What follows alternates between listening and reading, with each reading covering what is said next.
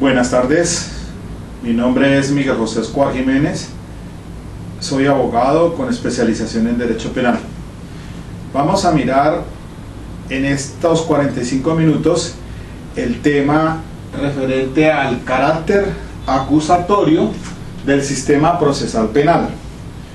Vamos a revisar los pilares fundamentales en que la ley 906 de 2004, que es el Código de Procedimiento Penal, tiene ese carácter acusatorio, y para ello vamos a revisar entonces el acto legislativo 03 del 2002, que fue el que modificó el artículo 250 de la Constitución Política para darle entonces entrada a este sistema de tendencia acusatorio, de tendencia adversarial, no típicamente adversarial, y para ello entonces es necesario tener en cuenta varias jurisprudencias de la Corte Constitucional en relación con los siguientes temas. La C873 del año 2003, con ponencia del doctor Manuel José Cepeda. Esta providencia trata en relación con el tema de la Fiscalía. Después se tiene también otra sentencia, que es la 1092 del año 2003. Esta sentencia del doctor Álvaro Tafur Galvis tiene que ver con las características del juez de control de garantías. En ese mismo año también se tiene la sentencia C966 del 2003. Esta es una providencia del doctor Marco Gerardo Monroy Cabra y trata el tema del Ministerio Público, de acuerdo a las facultades que le otorga el artículo 277 de la Constitución Política. También se tiene la sentencia C591 del 2005, con ponencia de la doctora Clara Inés Vargas. En esta sentencia de la Corte Constitucional también se refiere al tema de la estructura orgánica del nuevo sistema de carácter acusatorio. También tiene relación con la sentencia C873 del 2003. Entonces podemos decir sobre los principios fundamentales del sistema de tendencia acusatoria,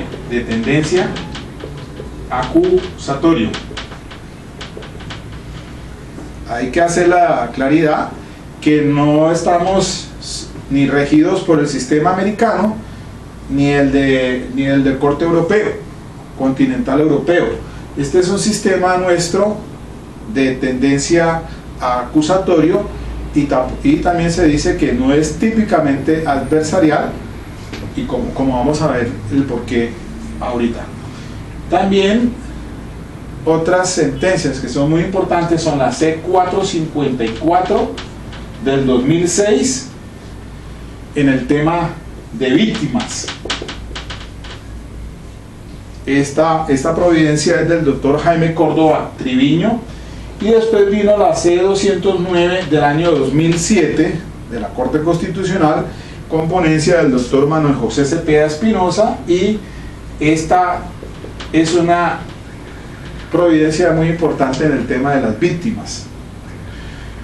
Pues bien, entonces para comenzar, pues tenemos que referirnos al acto legislativo 03 del 2002, que fue el que modificó el artículo 250 constitucional. Pero antes de esto, es necesario que tengamos presente que el procedimiento penal antecesora a la ley 906, que es la ley 600 del 2000, y las otras codificaciones también procesales penales tienen su fundamento pues en vigencia de la entrada de la Constitución Política del año 91. La Constitución Política del año 91 constitucionaliza lo que es el derecho penal.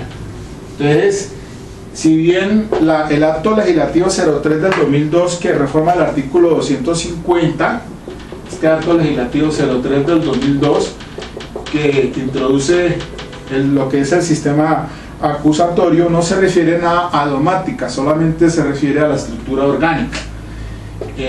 Por lo tanto, entonces se dice que nuestro derecho penal y procesal penal, pues su fundamento es constitucional. No solamente entonces se habrá de tener lo que es la Constitución Política, lo que indica el artículo, todo el articulado de la Constitución Política, principalmente en sus derechos fundamentales. También está el artículo 93 de la Constitución Política, que se refiere a los tratados internacionales sobre derechos humanos ratificados por Colombia, como se tienen pues la ley 74 del 68 y la ley 16 del 72. El primero es el Pacto Internacional de Derechos Civiles y Políticos, y el segundo es la Convención Americana o el Pacto de San José de Costa Rica. Esto conforma lo que se llama el bloque de constitucionalidad. Entonces, cuando hablamos del ordenamiento jurídico, cuando decimos ordenamiento, o cuando se escucha en alguna parte decir ordenamiento jurídico, se refiere no solamente a la legislación, a la constitución política, también al bloque de constitucionalidad, que se trata en relación con los tratados internacionales de derechos humanos ratificados por Colombia, porque todo entonces es un contexto dentro de lo que se refiere al ordenamiento jurídico. Pues bien, entonces el acto legislativo 03 del 2002, que fue el que dio paso pues al sistema penal acusatorio, estructura una dinámica en relación con las facultades esencialmente de la Fiscalía General de la Nación. Pero antes es bueno referir de que la legislación procesal penal anterior estaba regido por un principio que se denomina de permanencia. El principio de permanencia de la prueba, y también el principio de integralidad que le asistía al fiscal de investigar no solamente lo favorable, sino también lo desfavorable, toda vez que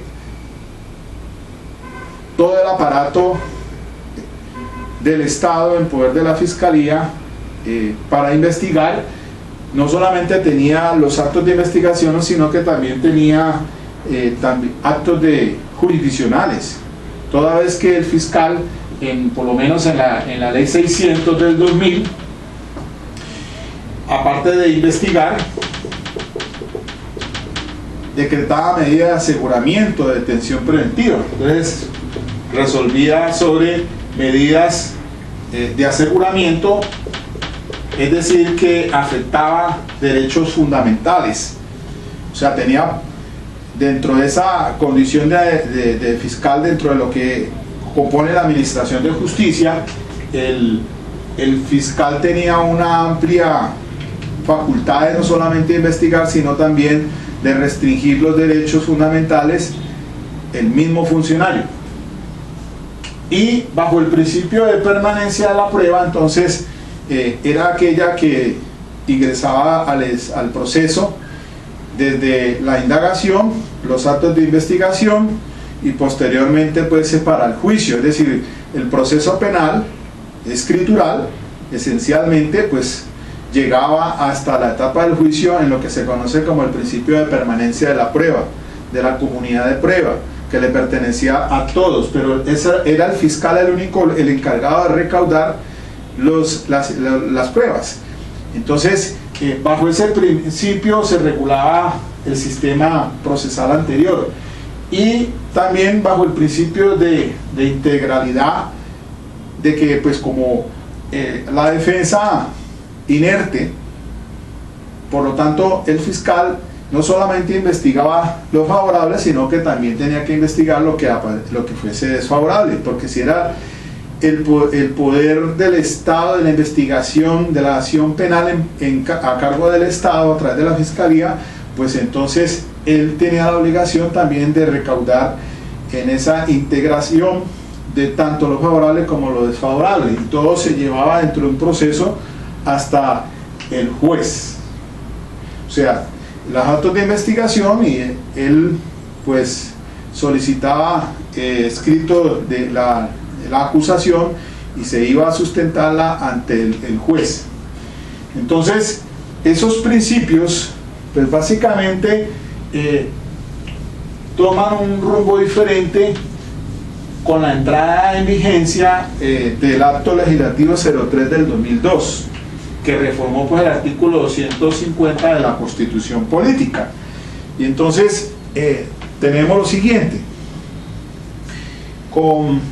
dice, la Fiscalía General de la Nación está obligada a adelantar el ejercicio de la acción penal y realizar la investigación de los hechos que revistan las características de un delito que lleguen a su conocimiento por medio de la denuncia, petición especial o por querella o de oficio, siempre y cuando medien suficientes motivos y circunstancias fácticas que indiquen la posible existencia del mismo. Entonces, la Fiscalía vemos que está en la obligación de adelantar la acción penal frente a todo lo que constituya una infracción penal o constituya delito, toda vez que se haya presentado denuncia, petición especial, querella, etc. Vemos pues que la Fiscalía tiene la carga de la prueba, porque tiene, bajo el principio de legalidad, que adelantar la acción penal.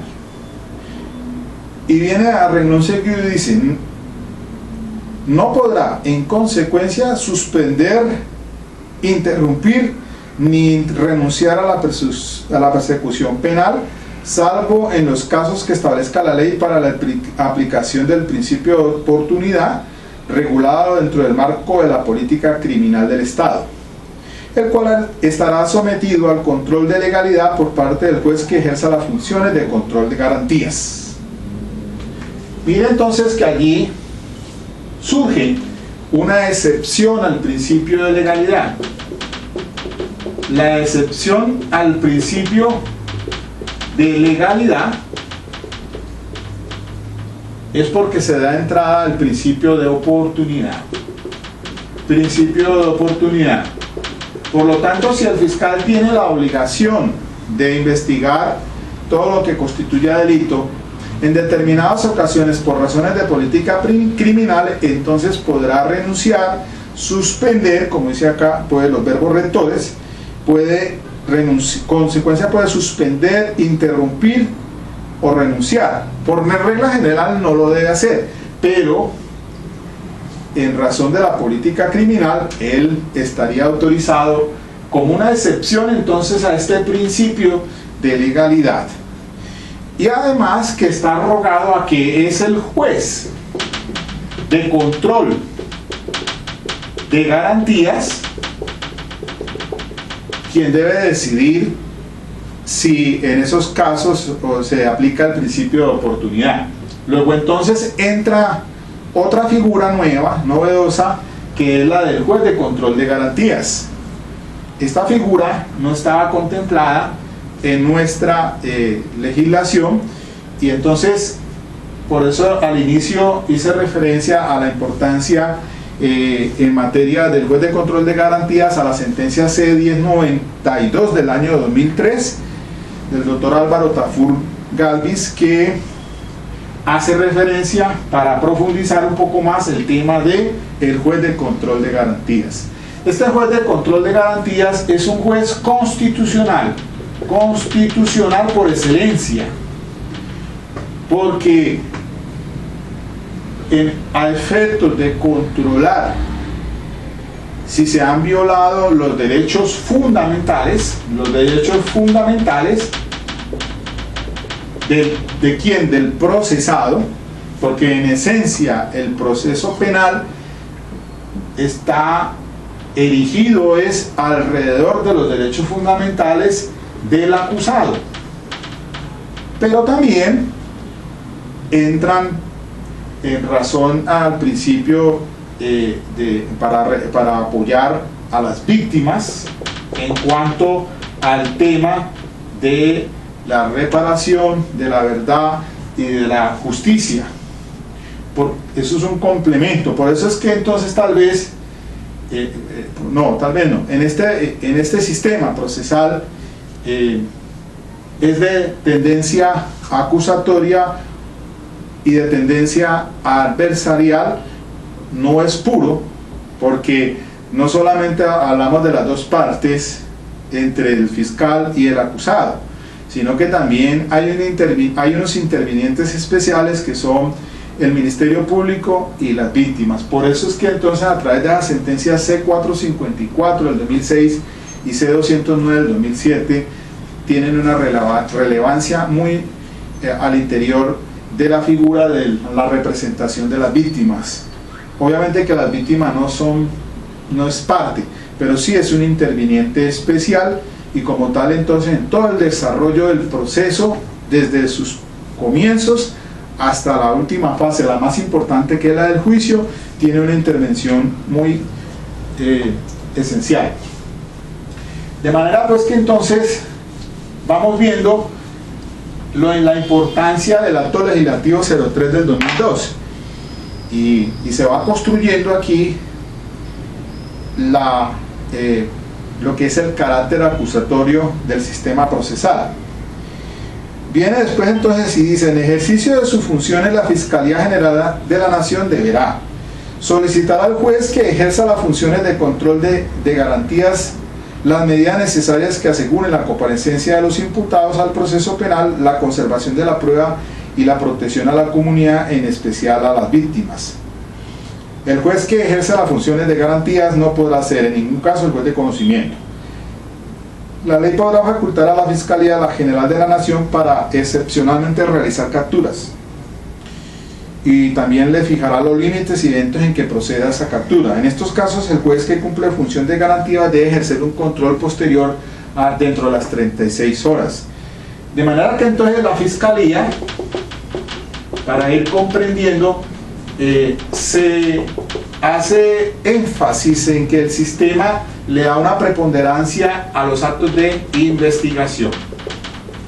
Si bien él tiene algunas facultades jurisdiccionales, como en frente a la intimidad y a ciertos derechos, porque por ejemplo la Fiscalía puede ordenar, como dice aquí en su numeral segundo, adelantar registros, allanamientos, incautaciones e interceptación de comunicaciones.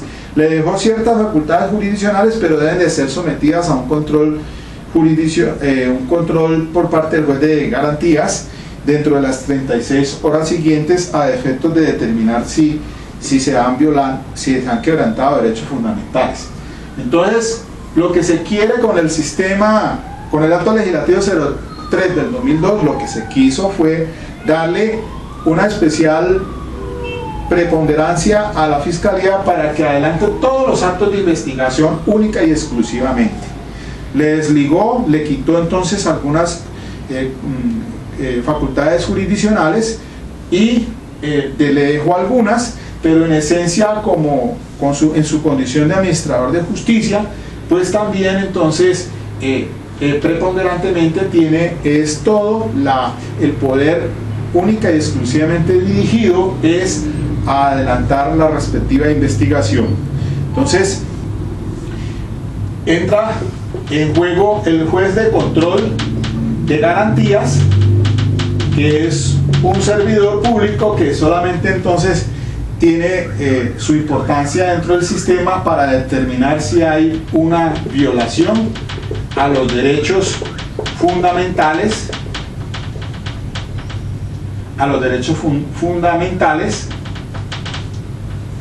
y entonces la importancia de esa audiencia del juez de control de garantías cuando se ejerce el control posterior a la captura en flagrancia, a la formulación de imputación y a la medida de aseguramiento, que son las que normalmente se hacen en 3 audiencias en una sola, pues es precisamente revisar si la actuación del fiscal estuvo ceñida si no se han violado los derechos fundamentales, principalmente los derechos humanos ratificados por los tratados de Colombia, como pues, hablando pues del Pacto Internacional y de la Convención Americana. ¿Qué pasa entonces? El juez de control de garantías llegase a encontrar que esa diligencia si hubiesen vulnerado derechos fundamentales y garantías constitucionales, el juez a cargo del control no legitima la actuación de la Fiscalía, y lo que es más importante, esos elementos de prueba recaudados se reputan inexistentes y no podrán ser admitidos entonces como prueba, ni mucho menos valorados como tal. Así lo dice la sentencia C-591 del 2005. De manera que el fiscal no podrá jamás, por aquello del artículo 29 constitucional, porque es nulo de pleno derecho la prueba obtenida con violación de derechos fundamentales, seguir adelante con su acción penal, ni menos llegar a un juicio en esas circunstancias. Por eso entonces el juez de control de garantías lo que puede determinar es que estos elementos de prueba se reputen inexistentes. Al considerarlos inexistentes, están dando los requisitos del artículo 29 constitucional y el artículo 23 de exclusión de prueba de la ley 906, que también va en concordancia con la norma superior, en el entendido de que es nula de pleno derecho la prueba que se obtiene con violación de los derechos fundamentales. De manera pues que la importancia del juez de control de garantías es extremadamente importante en ese sistema. El fiscal entonces se empeña única y exclusivamente en adelantar todos los actos de investigación a efectos de demostrarle al juez más adelante de la existencia de un injusto, de una acción típicamente antijurídica y culpable. Porque la Fiscalía, en este sistema procesal, recogiendo el decálogo a que hace referencia Luigi Ferrajoli en relación con las garantías procesales, en este sistema básicamente hay un principio que es el pilar fundamental del sistema, que se denomina nemo iudes sine actore. Es nulo un juicio sin actor. También hay otro pues, conocido un principio que es el nullum iudicium sine accusatione. Es nulo el juicio sin acusación. He ahí el principio fundamental del sistema de tendencia acusatorio. El fiscal, en esencia, entonces, es el actor principal. Es el que tiene la carga de la prueba de acuerdo con el artículo 7º de la ley 906. Él debe presentar entonces el escrito de acusación, y con el escrito de acusación se iniciará lo que se considera la etapa más importante, que es el acto del juicio. Nullum iudicium sine accusationes. Si no hay una acusación, pues no va a haber el juicio. Es evidente, porque el fiscal, cuando dice el artículo 339 de la ley 906, que con probabilidad de verdad va a demostrar, más allá de toda duda, de que la persona es responsable de la comisión del delito, entonces presentará ese escrito de acusación. Esta será su carta de navegación. Carta de navegación a través de todo lo que se considera el juicio para llegar a demostrarle al juez, bajo unos principios que vamos a mirar ahorita, esenciales en el sistema, ¿por qué no decirlos? El principio de oralidad, el principio de inmediación, el principio de contradicción, el principio de publicidad y el principio de concentración. Estos son los principios basilares del sistema probatorio, el sistema procesal en este de carácter acusatorio. Y entonces les digo que el actor principal en esta situación es el fiscal. Si él no va a presentar escrito de acusación, pues lo que debe hacer es pedir la preclusión. Y la preclusión la hará entonces no ante el juez de control de garantías, sino ante el juez de conocimiento. Ante un juez de conocimiento será el funcionario quien tiene que resolver si precluye bajo las circunstancias del artículo 333 y siguientes de la ley 906 para que se dé la preclusión. Era la que se conocía anteriormente como la cesación de procedimiento, después se llamó preclusión con la ley 600 y ahora pues se mantiene con ese término de la preclusión. Entonces ya vamos viendo que fueron con el acto legislativo 03 del 2002 se introdujeron los principios basilares de este sistema de tendencia acusatorio no típicamente adversarial.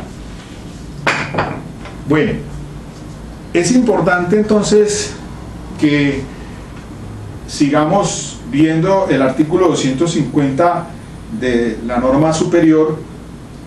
Y entonces dice aquí lo siguiente: el fiscal entonces vemos que puede entonces adelantar registro, allanamientos, incautaciones e interceptación de comunicaciones, o sea, restricción de derechos fundamentales, pero sometidos entonces al control posterior del juez de control de garantías.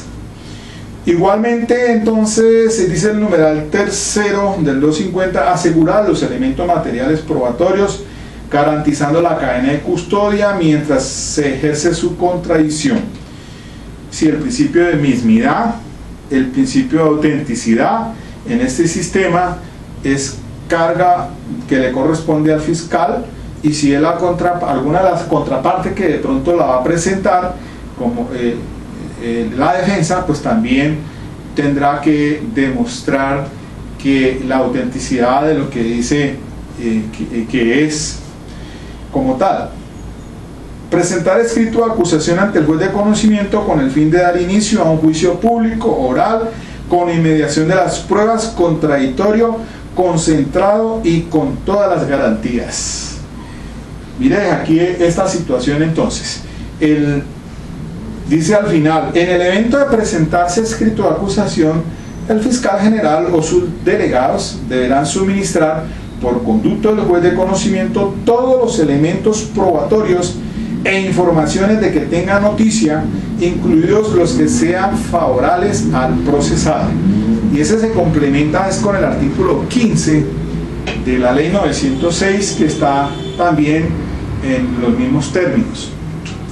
Si el fiscal entonces va a presentar un escrito de acusación, entonces debe con él se va a iniciar el juicio oral como tal, dentro de estos principios que dice aquí: juicio público, publicidad, oral, sistema oral, con inmediación de las pruebas, el principio de inmediación, artículo 16 como principio rector de la ley 906, contradictorio, artículo 15 de la ley 906, otro principio rector, concentrado y con todas las garantías, el principio de concentración también establecido como principio rector.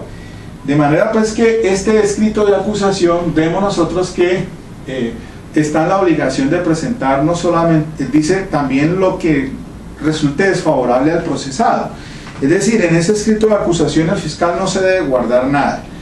Si la carga de procesal le corresponde a la fiscalía, dice el artículo 7 de la ley 906 que la defensa al acusado no le corresponde presentar prueba de descargo.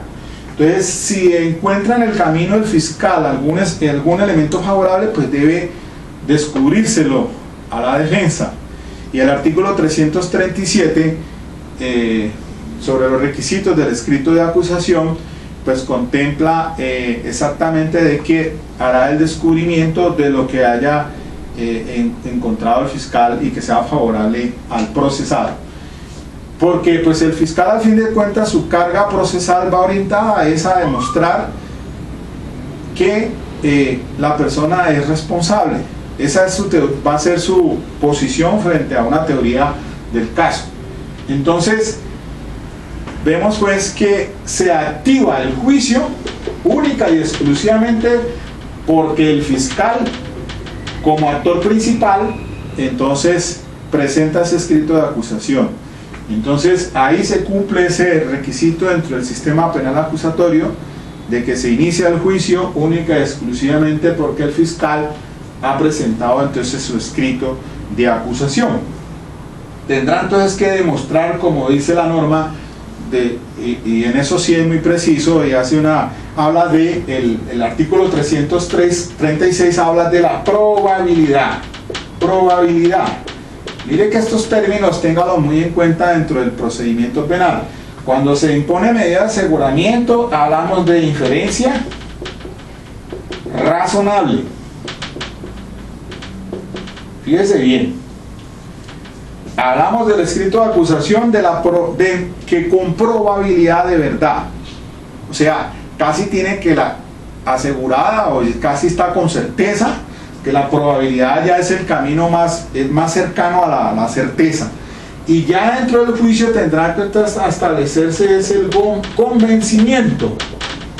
El convencimiento, lo que antes se llamaba certeza, ahora lo manejan es como convencimiento, más allá de toda duda razonable del juez, bajo el principio de inmediación. Todas las pruebas que lleguen a esta etapa procesal del juicio, que es el más importante dentro del desarrollo del sistema acusatorio, se dará bajo ese principio de inmediación, porque es que es el juez el único que tiene la capacidad, como un juez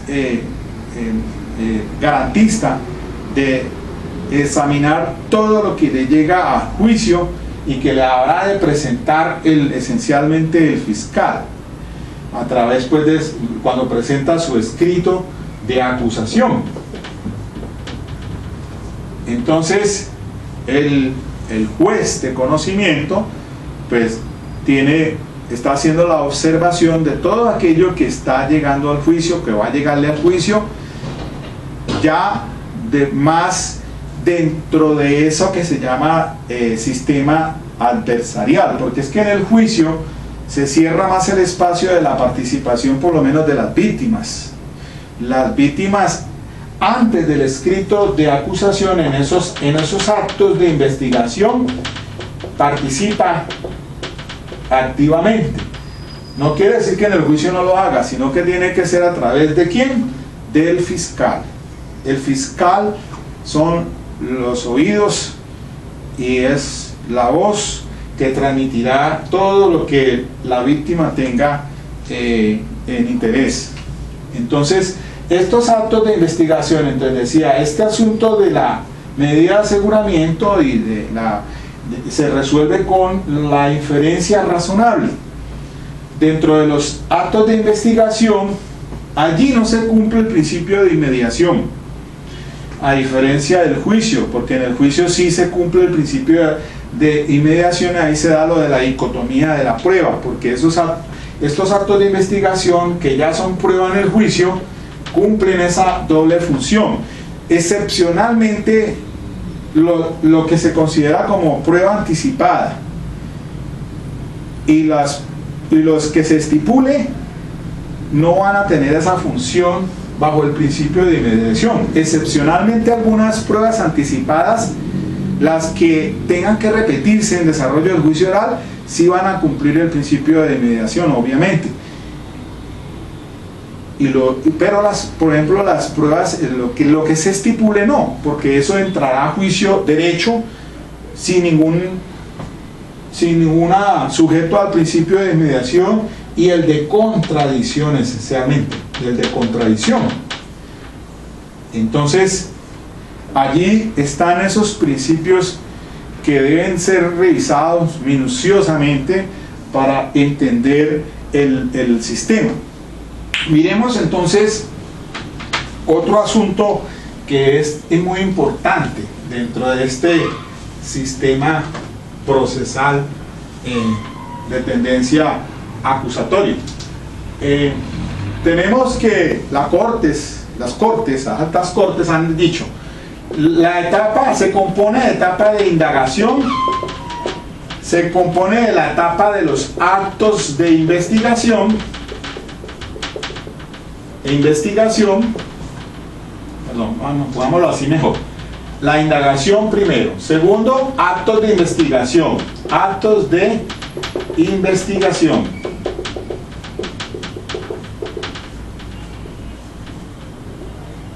Venimos entonces la acusación, pero esencialmente es el juicio. Alguien podría decir, no solamente hablemos de dos: actos de investigación y el juicio valedero. Los actos de indagación pues son los actos preliminares anteriormente.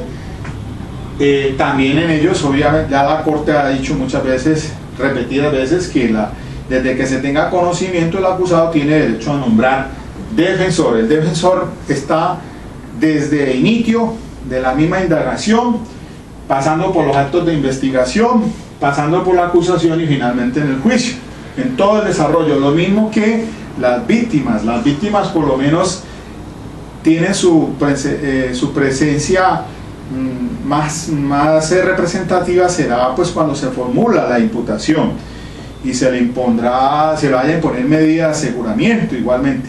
Desde allí comienza su actuación las víctimas, aunque la norma diga que en la audiencia de acusación es que se le da reconocimiento a las víctimas, pero ya la Corte ha dicho, con las dos sentencias mencionadas, pues que las víctimas tienen el derecho a actuar desde la formulación de imputación. Desde esa audiencia de imputación de cargos puede actuar la víctima a través de su representante. Entonces, tenemos que este sistema, el fiscal, con sus actos de investigación, ahora hablamos que bajo el principio de igualdad de armas, en este sistema lo mismo lo puede hacer la defensa. Se ha indicado varias veces por las altas cortes, que la defensa debe ser en este sistema de carácter proactiva, no de inercia. Está bien que no tenga la obligación de presentar prueba de descargo, como dice el artículo 8, pero la defensa también tiene que poner en marcha un plan metodológico. Si la Fiscalía inicia su plan de metodología y colocará entonces a su personal del CTI a hacer las labores de investigación, la Fiscalía tiene igualmente, desde cuando se tenga la noticia criminis, inmediatamente se desplaza el cuerpo de investigación criminal a cargo del fiscal para que hagan las primeras diligencias. Igualmente puede hacerlo la defensa sí, aunque eso no es lo usual, pero puede ser que frente a un hecho que se haya cometido de carácter delictual, pueda acercarse la defensa a la escena del delito también y toma una representación activa, pero normalmente no suele pasar eso, sino después, cuando llegamos ya a la audiencia, ya incluso cuando se captura en flagrancia, pues inmediatamente se va a esa diligencia dentro de las 36 horas y ahí se activará la defensa. Pero la defensa tiene, en igualdad de condiciones y en igualdad de armas, tiene todas las facultades que tiene la Fiscalía en los actos de investigación, y el Código Procesal Penal, la Ley 906, le da todo el desarrollo legal para que la defensa, en caso de no tener recursos, pues pueda también entonces valerse de los servidores públicos que están adscritos a entidades como Medicina Legal, por ejemplo. Entonces, la defensa, aunque cuando se cuenta con un pool de investigadores, pues acude uno a sus investigadores, a sus funcionarios encargados de investigación, digámoslo aquí, sus investigadores, para que le empiecen a trabajar lo que se conoce como el plan metodológico para establecer una teoría del caso. Eso es una defensa proactiva.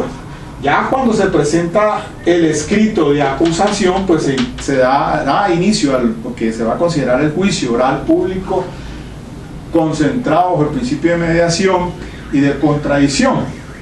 Entonces, estos actos de investigación se discute muchas veces que sirven para las primeras diligencias, por ejemplo en la medida de aseguramiento. Esos actos de investigación que muchas veces guardan cierto celo en cuanto a su descubrimiento en las primeras fases de investigación, porque cuando vamos a una formulación de imputación, pues ahí no hay ningún descubrimiento de elementos materiales de prueba.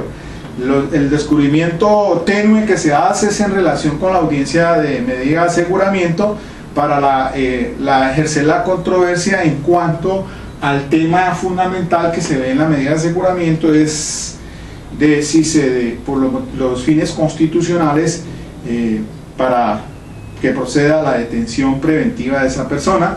Entonces harán la controversia frente a eso, porque ya se ha dicho, pues, y se repite, que allí no se discute nada en relación con la responsabilidad del procesado. Obviamente que esos fines constitucionales y legales de la medida de aseguramiento en relación con la comparecencia sobre tergiversación de prueba o a que se vaya a atentar contra las víctimas, pues entonces tendrá que estar sujeto a unos requisitos de ponderación, de proporcionalidad, de adecuación y de necesidad, en los cuales entonces se debe resolver por el juez de garantía si cabe o no la detención preventiva en establecimiento carcelario o de algún otro tipo, en la extramural, como la domiciliaria. Ya la fase siguiente, entonces, antes de eso, los actos de investigación, pues por eso es que se discute y se dice que no hay una dicotomía de esa prueba en ese momento, o sea, que no está sujeto al principio de inmediación ni de contradicción, porque no hay un descubrimiento allí. El descubrimiento viene a sucederse después, cuando se presenta el escrito de acusación, ya propiamente en la audiencia de acusación, que es cuando el fiscal entonces hace el discovery, el descubrimiento de los elementos materiales de prueba, tanto lo que tenga para favorable como lo desfavorable, y lo hará entonces en esta audiencia de acusación, y de igual manera la defensa lo tendrá que hacer en la preparatoria. Entonces tenemos una fase intermedia, acusación preparatoria, y posteriormente pues ya en esencia el juicio bajo los principios esenciales de inmediación. Ahí entonces sí surte efecto aquello de que la prueba tiene que ser sujeta pues a contradicción, a que sea observada por el juez, a la publicidad en presencia de todos los presentes, un sistema oral. Aquí se evita este asunto y se discute mucho esta vaina de la escritura, que quedan unos rezagos, porque en el desarrollo del juicio oral muchas veces se permite que ingresen al juicio documentos y en lugar de que sean introducidos de manera oral, muchas veces harán parte otra vez como si fuera del sistema procesal anterior. Eso se está corrigiendo. En esencia, entonces, tenemos que este sistema de tendencia acusatorio, ya por lo menos aquí en el Valle, desde el año 2006 a la fecha, ya tenemos entonces 8 años y más, y antes ya, desde el 2004-2005, cuando entró en la región central, pues decimos que tenemos las jurisprudencias de la Corte Suprema de Justicia, Sala de Casación Penal, y de la Corte Constitucional, que es el referente jurisprudencial que ha permitido darle desarrollo al sistema penal acusatorio. Miren entonces la importancia que cobra aquí la jurisprudencia de las altas Cortes Supremas de Justicia, para que ha ido decantando ya este sistema de tendencia acusatorio, no típicamente adversarial, pero que tuvo su desarrollo pues desde el acto legislativo 03 del 2002 para reformar el artículo 250 constitucional. Esos eran los principios entonces básicamente a que me quería hacer referencia en esta exposición dentro de los 45 minutos más o menos, a efectos de dejar sentados los pilares o los elementos basilares del sistema de tendencia acusatorio. Después entonces vamos a hacer vamos a complementar paso a paso, vamos a ir viendo en esta estructura de lo que es el sistema procesal penal actual. Dejemos por hoy aquí nomás. Muchas gracias.